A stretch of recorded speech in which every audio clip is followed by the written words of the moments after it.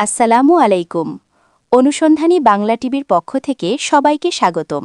আপনাদের সাথে আছি আমি মোছাম্মদ জান্নাতুল ফেরদৌস। বোচাগঞ্জে ব্যাংকের চেক দিয়ে 4,50,000 টাকা ধার নিয়ে টালবাহানা, থানায় অভিযোগ। দিনাজপুরের বোচাগঞ্জে ব্যাংকের চেকের মাধ্যমে 4,50,000 টাকা ধার নিয়ে তা ফেরত না দেওয়ার অভিযোগে এক ব্যক্তির বিরুদ্ধে থানায় লিখিত অভিযোগ দায়ের করা হয়েছে।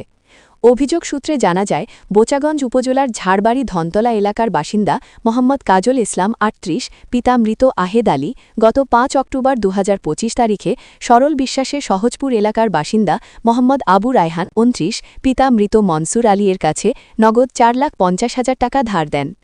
অভিযোগে উল্লেখ করা হয়, টাকা গ্রহণের সময় বিবাদী ইসলামী ব্যাংক বাংলাদেশ লিমিটেড সেতাবগঞ্জ শাখায়ের তার অ্যাকাউন্ট থেকে 4,50,000 টাকার একটি স্বাক্ষরিত চেক সিকিউরিটি হিসেবে প্রদান করেন।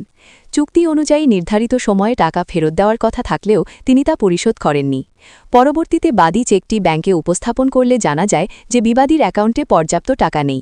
এতে করে তিনি চরম ভোগান্তির শিকার হন এবং এই বিষয়টি প্রতারণা বলেও অভিযোগ করেন। অভিযোগে আরও উল্লেখ করা হয়, বর্তমানে তিনি বোচাগঞ্জ উপজেলার পিডিবি পাড়া এলাকায় বসবাস করছেন বলে জানা গেছে। ভুক্তভোগীর অভিযোগ, অভিযুক্ত ব্যক্তি টাকা ফেরত না দিয়ে বিভিন্ন অজুহাত, মিথ্যা আশ্বাস, টালবাহানা ও গড়িমসি করে সময় ক্ষেপণ করছেন। এমনকি টাকা ফেরত চাওয়ায় বিভিন্ন সময় তাকে হুমকিও প্রদান করা হয়েছে বলে তিনি দাবি করেন। ভুক্তভোগী কাজল ইসলাম জানান, তিনি একজন সাধারণ মানুষ এবং কষ্টার্জিত অর্থ ফেরত না পাওয়ায় মারাত্মক আর্থিক ক্ষতির সম্মুখীন হয়েছেন। এ বিষয়ে তিনি বোচাগঞ্জ থানায় লিখিত অভিযোগ দায়ের করে তদন্তপূর্বক অভিযুক্তের বিরুদ্ধে আইনানুগ ব্যবস্থা গ্রহণ এবং তার টাকা উদ্ধারের দাবি জানিয়েছেন।